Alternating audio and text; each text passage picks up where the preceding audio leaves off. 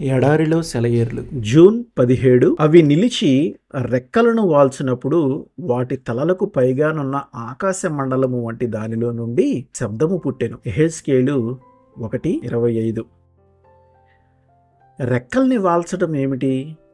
కొందరు అడుగుతుంటారు. దేవుని స్వరం నీకెలా వినబడింది అని. ఇదిగో ఇదే ఆ రహస్యం. అవి నిలబడి వాటి రెక్కల్ని వాల్చినప్పుడు ఆ స్వరాన్ని విన్నాయి. పక్షులు రెక్కల్ని టపటపా కొట్టుకోవడం చూస్తుంటాము. అవి నిలబడి ఉన్నప్పుడు కూడా రెక్కల్ని విదిలిస్తాయి ఒక్కోసారి. అయితే ఇక్కడ అవి నిలబడి రెక్కల్ని వాల్చినప్పుడు వాటికి ఆ స్వరం వినబడిందని చదువుతున్నాం. మీరు గమనించారా? మనం కొన్నిసార్లు దేవుని సన్నిధిలో కూర్చొని లేక మోకరించి ఉన్నప్పటికీ మన ఆత్మ టపటపా కొట్టుకుంటూనే ఉంటుంది. ఇది ఆయన సన్నిధిలో నిజమైన ధ్యానం కాదు. ఓ బంధువు చాలా కాలం క్రిందట తాను ప్రార్థించిన ఓ విషయాన్ని గురించి నాతో చెప్పింది.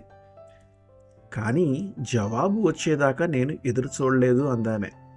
అంటే ఆయన స్వరం వినేంతలా నిశ్శబ్దం అయిపోలేదామె మనస్సు. ప్రార్థించి లేచిపోయి ఆ విషయాన్ని గురించిన సొంత ఆలోచనలో పడిపోయింది. ఫలితం శూన్యం. మళ్ళీ మొదటికొచ్చిందే ఆమె పరిస్థితి. ఎంత శక్తి వ్యర్థమవుతుంది?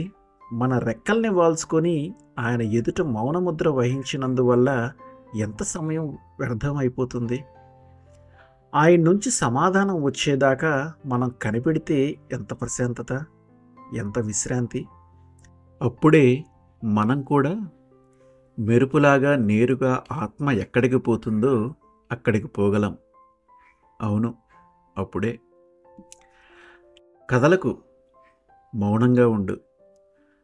నీ ఆత్మకెప్పుడూ వినబడనిది, ఏ గాలిలోనూ, ఏ అలలపైన, ఏ పక్షి పాటలోనూ తేలిరానిది తండ్రి ఇంటి నుంచి వస్తున్నది. దిగులు పడ్డ మనసుని అలరించే సందేశం. కదలక మౌనంగా ఉంటే వస్తుంది నీ చెంతకి. కథలకు మౌనంగా ఉండు. లీలగా మధురంగా ఒక సన్నిధి, మృదువుగా చప్పుడు లేని పాదధ్వని యేసు పంపిన ఆదరణకర్త.